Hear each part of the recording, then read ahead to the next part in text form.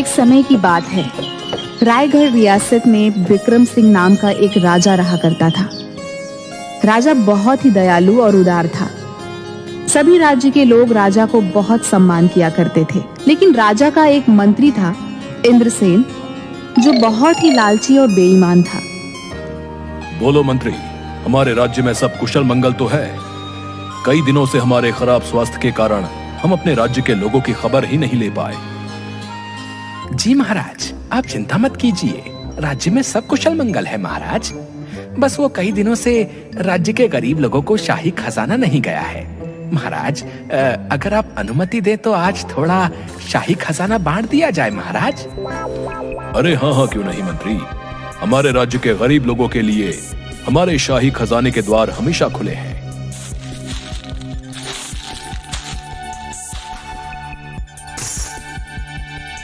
ये लो मंत्री, जाओ और जाकर हमारे राज्य के गरीबों में दान कर दो।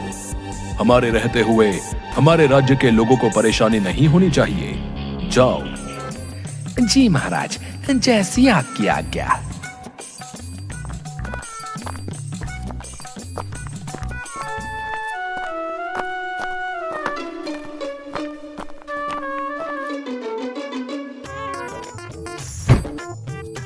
अरे बाबा, कितना सारा शाही खजाना इकट्ठा हो गया है मेरे पास। बेचारे हमारे बेवकूफ महाराज जानते ही नहीं कि उनका दिया शाही खजाना कहीं और नहीं बल्कि मेरे ही पास आता है। एक दिन मैं इस राज्य में सबसे अधिक धनवान बन जाऊंगा। अगली सुबह राजा के महल के द्वार पर बहुत लंबी लंबी मूंछों वाला साधु आया। हमें महाराज से मिलना है, हमें महल में जाने दे। हम बड़ी दूर से यात्रा करके आए हैं, दया करो साधु पर। अच्छा ठीक है, लेकिन अभी महाराज सभागृह में है, तुम्हें प्रतीक्षा करनी होगी। नहीं, हमें प्रतीक्षा नहीं करनी, हमें अभी महाराज से मिलना है। हमें बहुत जोरों की भूख लगी है। सुना है महाराज बहुत दयालु हैं। जाओ, जल्दी जाओ, महाराज को सूचना दो कि हम उनसे मिलना चाहते हैं। अच्छा ठीक है, मैं जाता हूं महाराज के पास और बताता हूं उन्हें तुम्हारे बारे में।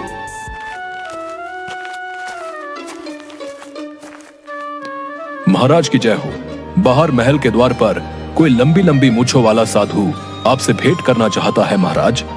बोल रहा है भूखा है, क्या किया जाए महाराज? अरे मूर्ख, कोई भूखा साधु हमारे द्वार पर है। जाओ और जल्दी उस साधु को लेकर आओ, जाओ।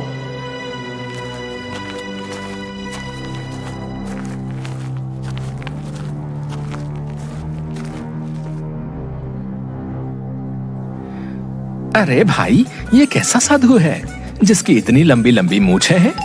वाह वाह वाह वाह, क्या नजारा है। ऐसा नजारा तो पहले इस महल में कभी देखने को नहीं मिला। हाँ, बहुत ही सुंदर है। महाराज की जय हो। बड़ी ही इच्छा थी आपसे मिलने की महाराज। अभी काशी की यात्रा से लौटा हूं, बहुत ही भूखा हूं। महाराज के द्वार के बाहर से गुजर रहा था, सोचा आपके महल में अवश्य ही मेरी भूख शांत हो जाएगी महाराज। अरे हाँ, क्यों नहीं। साधु महाराज, हमारे द्वार सदैव हमारे राज्य के लोगों के लिए खुले हैं। आइए, हम अभी आपके भोजन की व्यवस्था कराते हैं। बताइए साधु महाराज, क्या खाना पसंद करेंगे? हमारे शाही हलवाई वही भोजन बना देंगे। बताइए। अरे क्या सच में महाराज, मुझे यहाँ मेरी पसंद का भोजन खाने को मिलेगा महाराज? अगर ऐसा है तो जरा महाराज थोड़ी जलेबी और खीर और थोड़े समोसे अगर भोजन में मिल जाते तो आत्मा को शांति मिल जाती महाराज। अरे हाँ, क्यों नहीं। ये भोजन तुम्हें अवश्य ही मिलेगा। सैनिकों, जाओ और हमारे दरबार के शाही हलवाइयों को यह आदेश दिया जाए कि साधु महाराज के लिए अत्यंत ही स्वादिष्ट खीर, समोसे और जलेबियां बनाई जाएं। जाओ। जो आज्ञा महाराज, जैसी आपकी आज्ञा।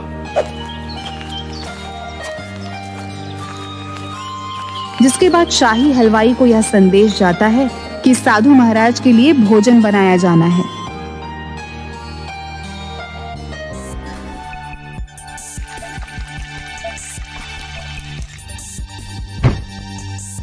अरे वाह वाह वाह, कितनी अच्छी खुशबू आ रही है।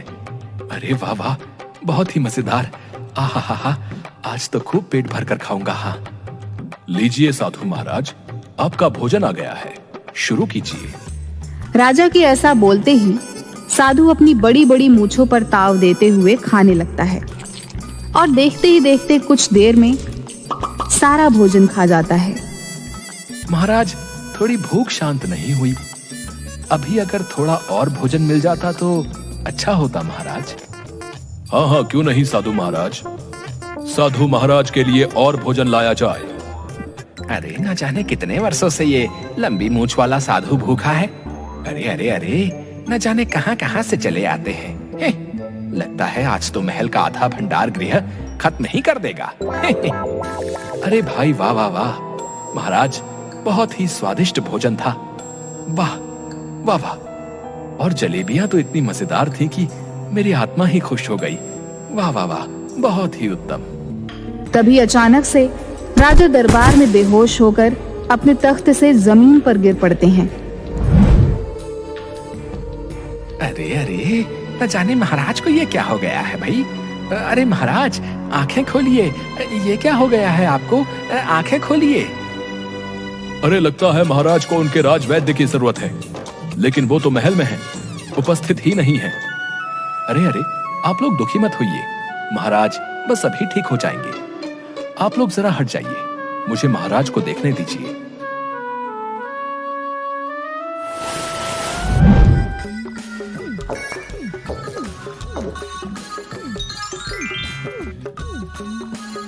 अरे महाराज, आप ठीक हैं? हम तो आपकी ये दशा देखकर बहुत ही विचलित हो गए थे महाराज। जी महाराज, आप ठीक हो गए महाराज, लेकिन ये साधु बाबा की ही वजह से हो पाया। इनकी दी इस दवा से ही आप ठीक हुए महाराज। आपका बहुत बहुत धन्यवाद साधु महाराज। न जाने हमें क्या हो चला है, हमारी खुद कुछ समझ में नहीं आ रहा। लगता है हमें कोई गंभीर बीमारी हो गई है, जिसकी वजह से हमें बहुत कमजोरी महसूस होती है। और इस समय हमारे राजवैद्य भी महल में उपस्थित नहीं है, जो हमें बता सकें कि हमें क्या हुआ है। लेकिन आपकी वजह से हम अपनी मूर्छित अवस्था से बाहर आ सके। हम आपसे बहुत प्रसन्न हुए। आज से आप इसी महल में रहेंगे। आपका बहुत बहुत धन्यवाद महाराज। लेकिन क्षमा महाराज, मैं तो एक साधु हूं जो जगह जगह भिक्षा मांगकर अपना गुजर बसर करता है, लेकिन मैं यहां महल में कैसे? देखो, ये हमारा आदेश है। आज से आप हमारे महल के राजगुरु बनकर इस महल में रहेंगे। अच्छा ठीक है महाराज, जैसी आपकी आज्ञा। अरे अरे, ये क्या किया महाराज ने? इस लंबी लंबी मूंछ वाले साधु को यहाँ इस महल में राजगुरु बना दिया। नहीं नहीं नहीं नहीं, ये कोई मामूली सा साधु नहीं लगता है, जरूर कोई पाखंडी है। नहीं नहीं, इसे तो मैं यहाँ से भगा के ही रहूंगा। हाँ। अगली सुबह राजा का दरबार लगा होता है और राज्य के कुछ गरीब लोग रोते हुए राजा के दरबार में आते हैं।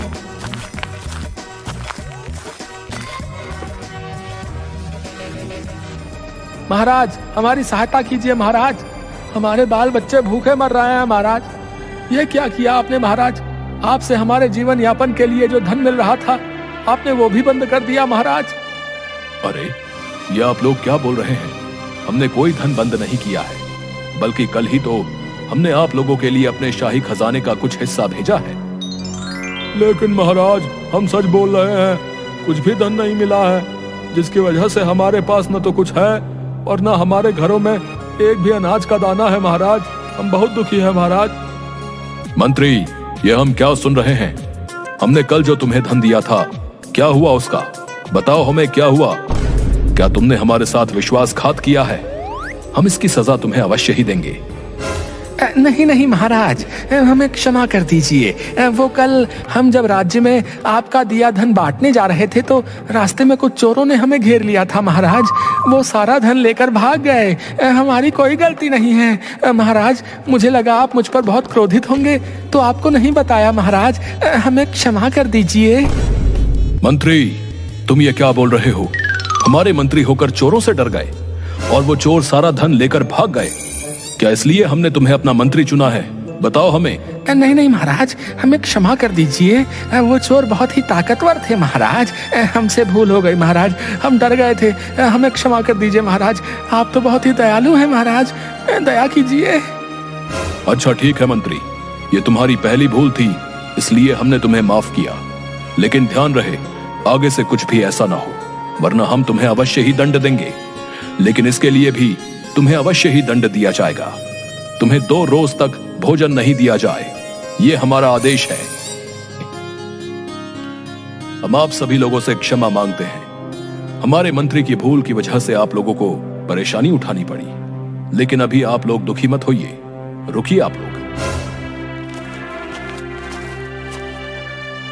राजा उस धन को उन सभी लोगों को अपने हाथ से बांट देता है, जिससे सभी लोग बहुत खुश हो जाते हैं। आपका बहुत बहुत धन्यवाद महाराज, हमें पता था महाराज आप हमें अपने द्वार से खाली हाथ नहीं जाने देंगे। आप जैसा राजा हो तो हम गरीब भूखे नहीं रह सकते हैं महाराज। हाँ महाराज, आप जैसा दयालु और उदार राजा और कोई नहीं, आप महान हो महाराज, महान हो आप। अच्छा अब हम चलते हैं। न जाने ये मंत्री हमें कुछ ठीक प्रतीत नहीं होता, जरूर दाल में कुछ तो काला है। लगाऊंगा, पता लगाऊंगा इस मंत्री का। आधी रात को साधु खर्राटे लेकर अपने कक्ष में सो रहा होता है। तब अचानक से कोई व्यक्ति, जिसकी सिर्फ काली परछाई दिख रही होती है, महल की रसोई की तरफ जा रहा है और उससे जल्दबाजी में रसोई में कुछ बर्तन गिर जाते हैं। अरे अरे, ये कौन है? किसकी आवाज है? लगता है बाहर जाकर देखना होगा कौन है। अरे अरे, वाह वाह, बहुत ही जोरों की भूख लगी थी, सहनी नहीं हो रही थी, खा लेता हूँ, इससे पहले कोई मुझे देख ले, खा लेता हूँ। अच्छा, तो ये मंत्री है, महाराज के आदेश का उल्लंघन कर रहा है। इस चतुर मंत्री को तो सबक सिखाना ही होगा। तभी साधु महाराज अन्य लोगों के साथ महल की रसोई में आ जाता है, जहाँ पर मंत्री चोरी छुपकर भोजन कर रहा होता है। बहुत ही स्वादिष्ट, मजेदार, बहुत ही मजेदार भोजन है। मुझसे तो कुछ समय भी भूखा नहीं रहा जाता है। मंत्री, तुम्हारी ये हिम्मत, चोरी छुपे भोजन कर रहे हो। अगर साधु महाराज तुम्हें यहाँ चोरी छुपे भोजन करते न देखते, तो हमें तो कभी पता ही नहीं चल पाता कि तुम यहाँ हमारे आदेश का उल्लंघन कर रहे थे। अच्छा, तो ये सब इस साधु बाबा का किया धरा है, इसे तो मैं अच्छा सबक सिखाऊंगा। लेकिन अभी महाराज से कैसे बचूं? कुछ सोच, नहीं तो महाराज से बचना असंभव है। अरे महाराज, क्षमा कर दीजिए, गलती हो गई। महाराज, बहुत ही जोरों की भूख लगी थी महाराज, आप तो बहुत ही दयालु और उदार है महाराज, आप जैसा राजा तो यहाँ दूर दूर के राज्य में कोई नहीं, दया कीजिए महाराज। अच्छा ठीक है, ये आखिरी बार है, हम तुम्हें क्षमा करते हैं, लेकिन हमारे आदेश का उल्लंघन करने की तुम्हें जरूर सजा मिलेगी। आज से कुछ समय के लिए तुम्हें मंत्री पद से हटाया जाता है, ये हमारा आदेश है। अरे अरे महाराज, ये आप क्या बोल रहे हैं? क्षमा कर दीजिए महाराज। इस साधु को तो मजा चखाना ही होगा। हाँ, आज इसकी वजह से ही ये सब हुआ। देखता हूँ और कितने दिन इस महल में रहता है, कल सुबह ही उल्टे पांव ही भागता नजर आएगा। हाँ। आधी रात को चुपके से मंत्री साधु के कक्ष में आता है और उसके हाथ में एक बड़ी सी कैंची होती है। साधु बड़े मजे से खर्राटे लेकर सो रहा होता है। अब आएगा मजा, अब देखता हूँ ये साधु कैसे नहीं भागता यहाँ से। अगली सुबह साधु जब दरबार में पहुँचता है तो उसे देखकर सभी लोग हंसने लगते हैं। अरे अरे साधु महाराज, ये क्या हुआ आपको? क्या ये कोई नई कला है या कोई नई तपस्या? अरे साधु महाराज, ये क्या, आपकी मूंछों को ये क्या हुआ है? बताओ हमें। हमें नहीं पता महाराज, लगता है इस महल में ही किसी ने हमारे साथ उपहास किया है महाराज, पता नहीं किसने किया है। क्या कहा? उपहास? आखिर हमारे महल में किसकी इतनी हिम्मत जो आपके साथ उपहास करे? सैनिकों, जाओ जाकर पता लगाओ, आखिर साधु महाराज की मूंछ के साथ ये उपहास किसने किया। हम उसे अवश्य ही दंड देंगे।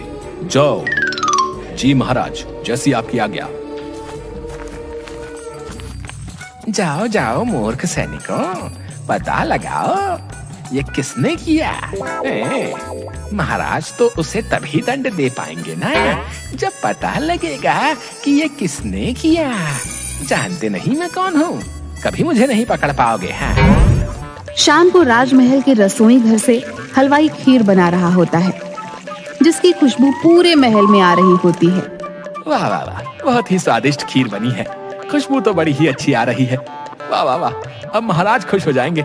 आज के दिन महाराज खीर ही खाया करते हैं। हाँ, वाह वाह वाह वाह। अरे लेकिन लगता है इसमें थोड़े केसर की कमी है। हाँ हाँ, लाता हूँ भंडार गृह से केसर लेकर आता हूँ। हाँ। और खीर का पतीला वहीं रखकर हलवाई वहां से चला जाता है। और तभी वहां पर छुपकर एक आदमी आता है जो काला कंबल ओढ़े होता है, लेकिन जिसका चेहरा नहीं दिख रहा होता है। अरे बड़ी ही अच्छी खीर की खुशबू आ रही है। अरे बाबा, बड़ी ही मजेदार। आहा, चलकर देखो तो सही। तभी साधु महाराज उस काले कंबल ओढ़े आदमी को देखता है जो खीर में कुछ मिला रहा होता है। उसे देखते ही साधु महाराज के होश उड़ जाते हैं। अरे ये क्या, ये तो वही है। अच्छा तो ये बात है, इसकी वजह से ही महाराज को वो बीमारी हो रही है। अब मुझे सब समझ आ गया। हाँ, सब समझ आ गया। इस दुष्ट की सच्चाई महाराज के सामने लानी ही होगी। हाँ।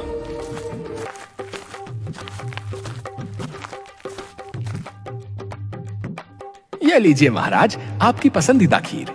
आज के दिन आप यही खाना पसंद करते हैं। लीजिए महाराज, खाइए। हाँ हाँ, क्यों नहीं, लाइए दीजिए हमें।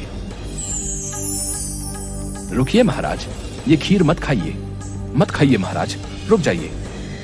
साधु की यह बात सुनकर दरबार में उपस्थित सभी लोग हैरान हो जाते हैं। ये आप क्या बोल रहे हो साधु महाराज? आखिर क्यों नहीं खा सकते हम ये खीर? बताओ हमें, आखिर क्या बात है? आप अधिक विचलित प्रतीत होते हो, बताओ हमें। अभी बताता हूँ महाराज। ये लीजिए मंत्री जी, ये खीर खाकर बताएं तो जरा, आखिर स्वादिष्ट है या नहीं, बताएं। अरे अरे साधु महाराज, ये आप क्या बोल रहे हैं? ये खीर तो महाराज के लिए है, आखिर मैं ये कैसे खा सकता हूँ? नहीं नहीं, माफ कीजिए, ये खीर मैं नहीं खा सकता हूँ।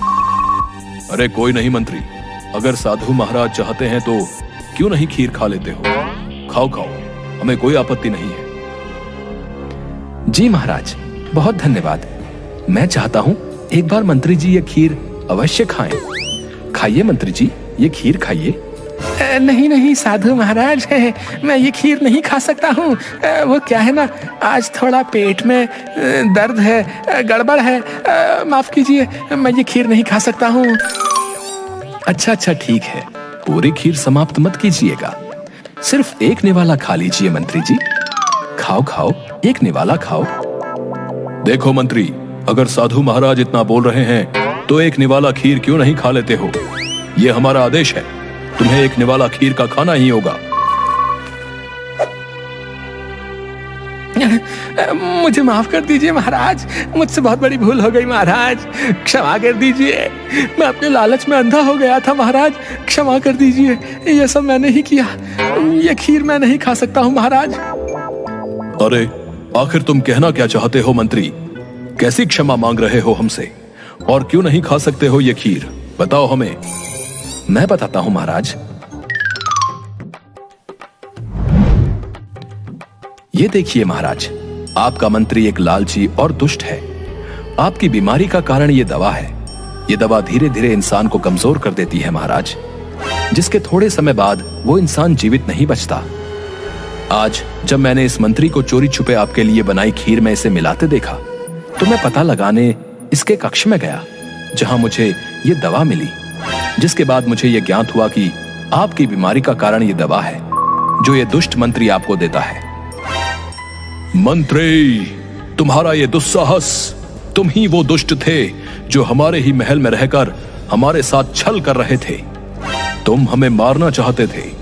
सैनिकों, मंत्री को बंदी बना लिया जाए। नहीं नहीं महाराज, मुझे क्षमा कर दीजिए। साधु ने जो भी कहा वो सच है महाराज। मैं अपने लालच में अंधा हो गया था महाराज।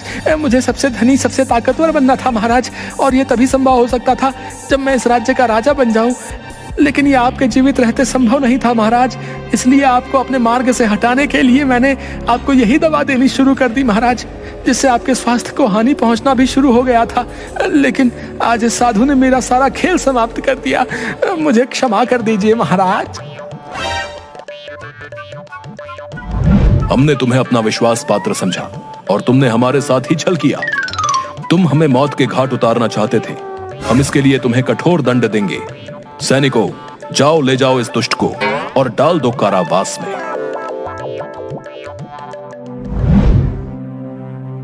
आपका बहुत बहुत धन्यवाद साधु महाराज। आज अगर आप ना होते तो हमें कभी भी इस दुष्ट मंत्री की सच्चाई पता नहीं चल पाती और धीरे धीरे उसकी दी दवा से हमारी मृत्यु हो जाती। तुमने हमें जीवन दान दिया है। हम तुमसे बहुत प्रसन्न हुए। आज से आप हमारे राजगुरु होने के साथ साथ हमारे मंत्री भी हैं। धन्यवाद महाराज। मुझे बहुत खुशी हुई ये जान के कि आपने मुझे इस पद के काबिल समझा। लेकिन मैं इस पद को स्वीकार नहीं कर सकता महाराज। मैं एक साधु हूं। मुझे महसूस हो गया था कि आपके साथ जो ये सब हो रहा है उसके पीछे किसी न किसी की साजिश है। बस उसी से आपको बचाने के लिए मैंने आपके यहाँ राजगुरु का पद स्वीकार किया। लेकिन महाराज, अब मुझे जाना होगा। ये सब मोह माया है, इसलिए मुझे अनुमति दीजिए।